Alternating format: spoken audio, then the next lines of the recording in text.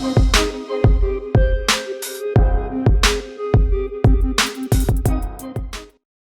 what's up, hardheads? This is your boy Bobby. Welcome back to my channel.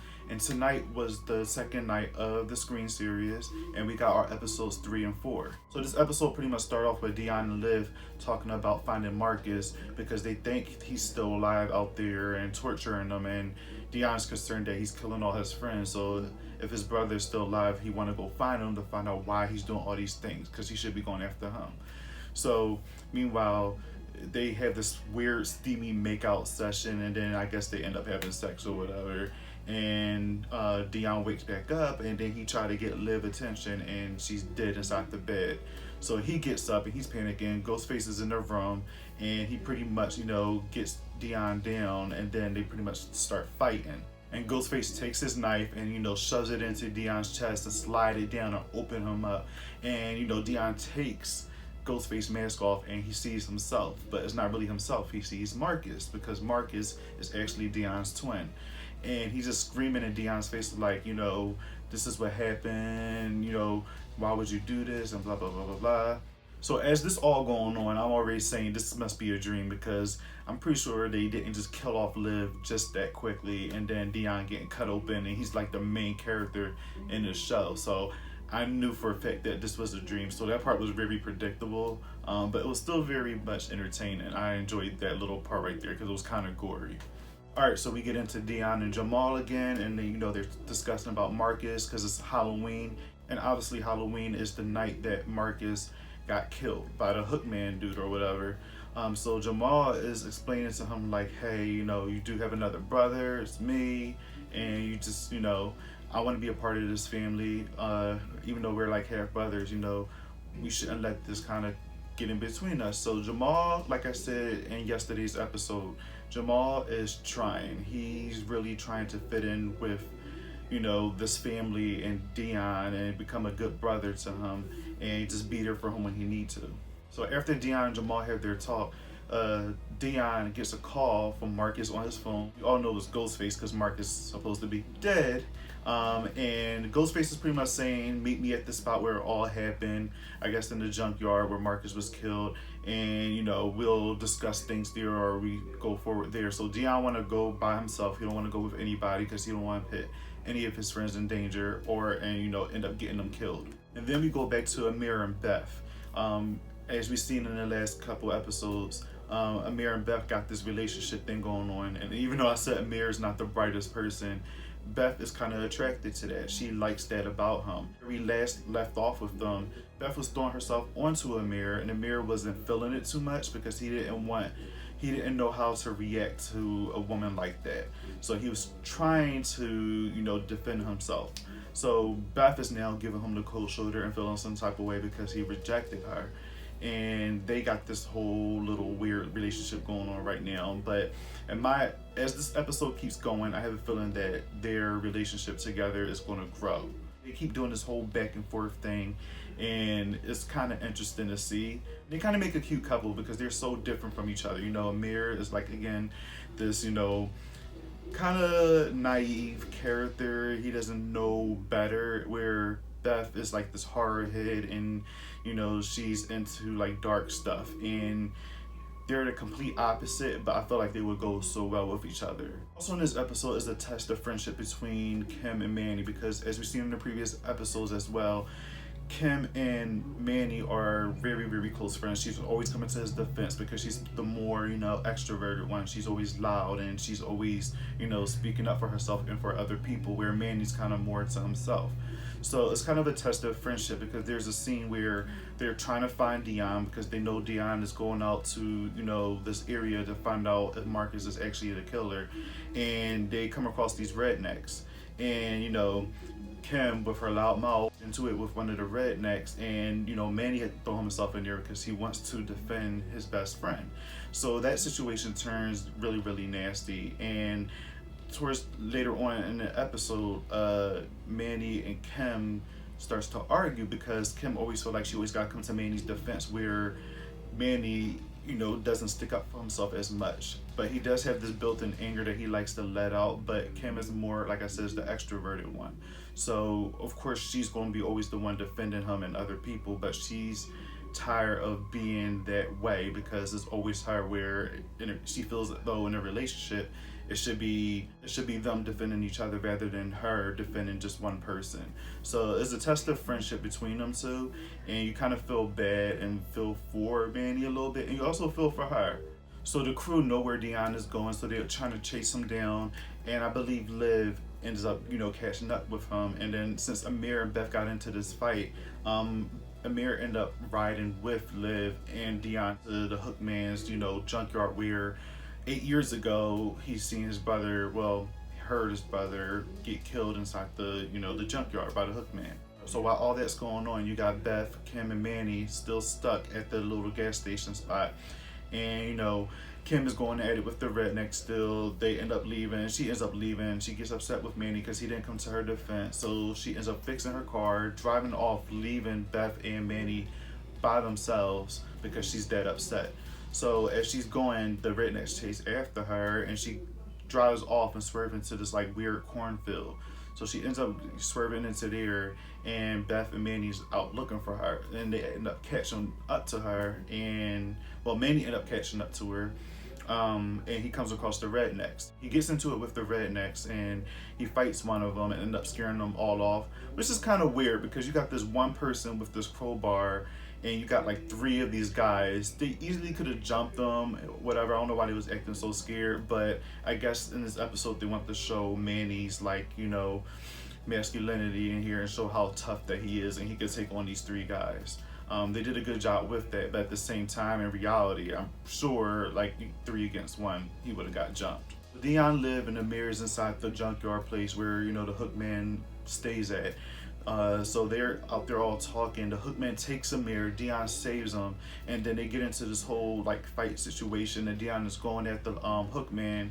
I think his name is Luther, aka Candyman, played by Tony Todd, and they're having this conversation, and Dion is going off on him saying what happened, you killed my brother. And it was this episode was kind of weird because Luther, aka the Hookman, he was explaining I was drunk, I didn't know what I was doing, I was just coming off, I think he had PTSD or something, and he wasn't really aware of who was out in his yard at the time, and he kept apologizing to Marcus.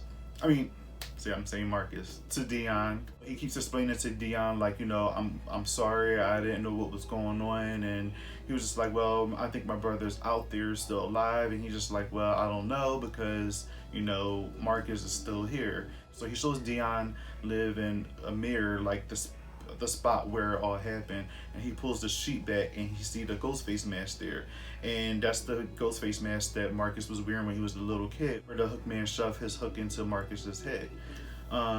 So he's explaining to him I'm sorry, I didn't know what to do, so I buried him here. And Dion's I don't get it, what are you talking about? So there's a twist in the story because Marcus was still alive as a kid. Even though he shoved this hook through his head, I guess it only went through the mask, and they probably only put a mark on Marcus's head. So while Dion ran away when they were kids, Marcus was running through the junkyard. He was still alive, and Luther was going around chasing him. And just was still trying to get him because I guess he wasn't coherent. He was still drunk or whatever. So Marcus as a kid, he was still scared. So he's in a junkyard, he goes inside, he finds an abandoned car, he goes inside the trunk, and he locks himself in the trunk. And Luther couldn't find him, so he just left Marcus alone because he's I guess he got away. And Luther's telling the story the cops came, and it's been 6 months, and they still couldn't find Marcus. So he said on a random day he was going through his junkyard or whatever, and he left open the hood of one of the cars, and Marcus' dead body was inside of there.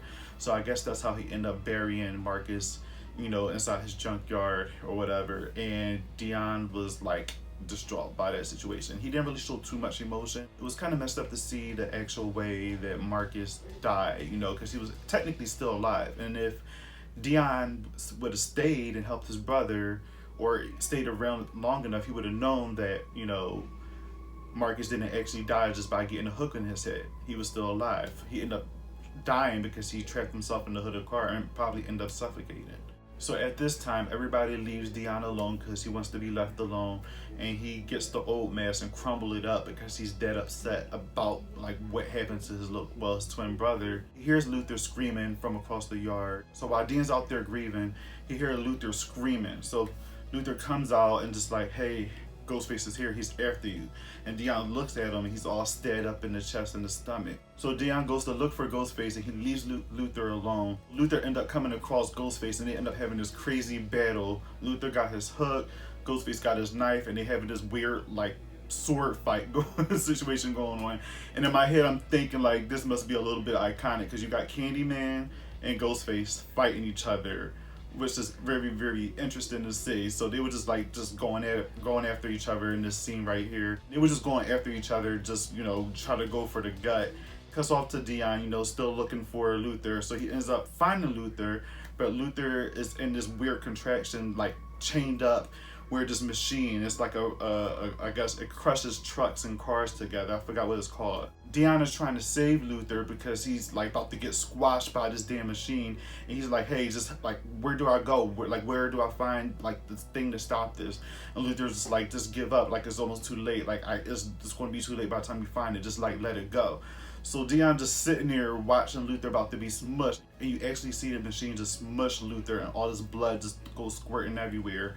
And Dion's just looking, and he looks upset, but I don't know. Realistically, if I was to see something like that in person, I would have showed a lot more emotion than what Dion did. He was just sitting there staring like, oh.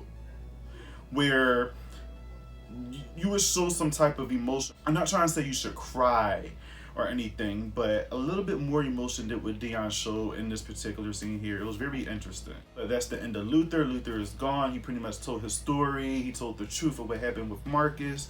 So his story is gone. There's no more Luther. There's no more Candyman. There's no more Hookman. But done.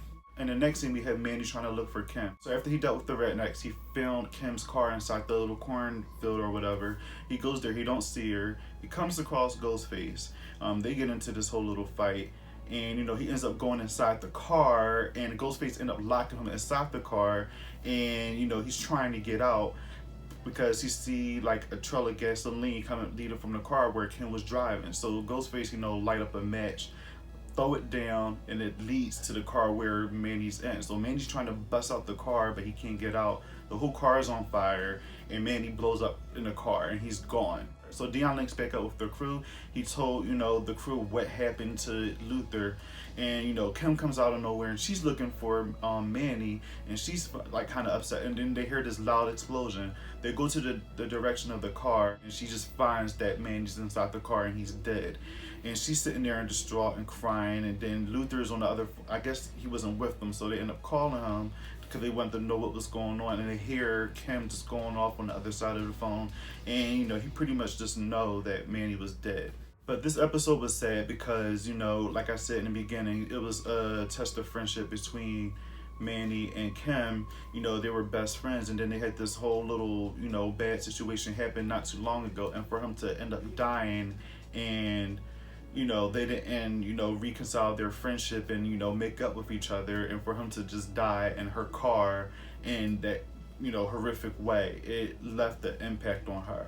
So it was just kind of messed up. But, you know, this is the Scream series, and you expect somebody to die on each episode at the very end. So somebody had to go. Now onto episode 4. It starts off with Manny's wake or whatever, you know, his friends and family is there, and you got Kim handling everything because, you know, she knew everything about him and she knew what he liked and didn't like. So you see her handling grief in her own way by working around and just making sure the family's good and all that. So it was just like a sad moment because, you know, they were best friends. While all this is happening, Kim gets a note from the killer, and, you know, she meets up with everybody discussing a note, and they come up with this plan to maybe separate from each other again. And maybe because if they're not with each other, they probably have a less chance of getting killed or getting stalked by Ghostface. I don't know, it was kind of a weird plan, but, you know, they decided to do that. And Kim is also feeling like Liv is like a part of this whole Ghostface thing, because I forgot to mention on the last episode before it went off, Liv, she had these like a extra phone in her drawer, and she had like a lighter, and she kind of just like flicked the lighter on it and started to burn her skin, and it was kind of weird. So it kind of left like, all right, is she working with the killer? Is she the killer? Like, what's going on with her?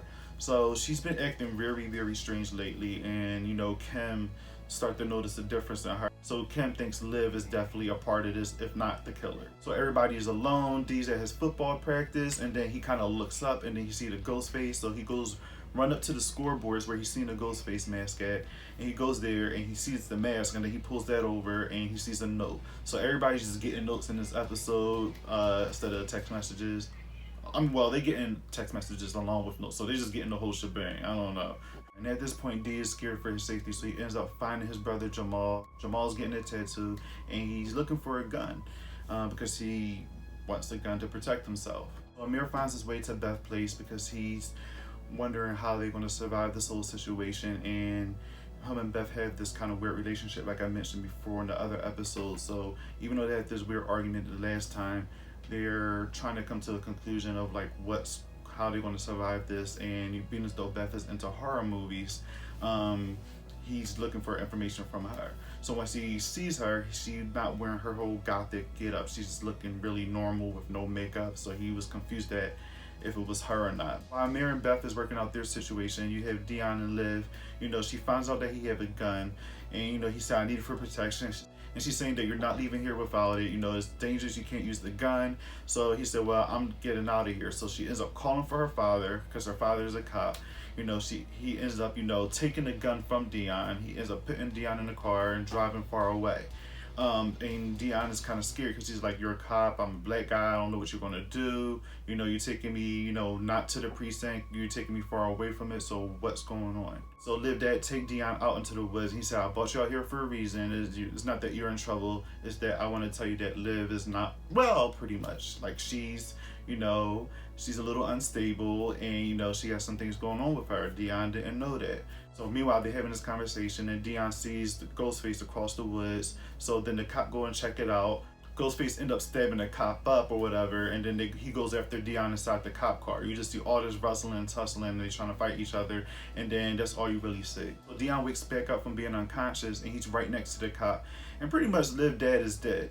He's all sliced up, and he sees the gun that he had taken from him on the cop car, and he's calling, he's using the cops walkie-talkie. He's trying to call for help, and they saying it's already been called, the cops is on their way. So Dion end up running because he don't want to be accused of anything. We get back to Beth's house where we got Amir and Beth, still talking, and they're discussing, the messages that they received. So Amir and Beth get a call from Liv, and she's keep asking, where are you at, Amir? And Beth is just like, no, she might be the killer, don't tell her where you at. And she keeps questioning, Amir, where is he? And he's giving her like other hints about like the messages and stuff like that, but she keeps asking where he's at. And Beth is just like, don't do it, because she's gonna come for us because we think she's the killer. So things go down from there. They hang up the phone. The killer end up coming into the house. They end up splitting away from each other, and Amir is running for his life. Ghostface is chasing him. Amir runs down into the morgue because Beth lived in a funeral home. I guess that's what her family does, and which makes a lot of sense. And he ends up running down there, and Ghostface end up chasing him there. So he's end up dodging him a couple times and outsmarting him. But then they end up inside the morgue, and the Ghostface is opening up the little cabinets where the dead bodies are, and he's just stabbing them because he's thinking that Amir might be playing dead. So Amir end up hitting him with one of the doors. He ends up trying to get into the elevator. The Ghostface picks up a knife saw or something. It's pretty huge.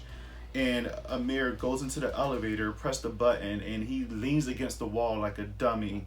And the elevator's not moving. He thinking it's going up, but it didn't. So all of a sudden, you see the saw knife just go right into Amir's stomach from the other side.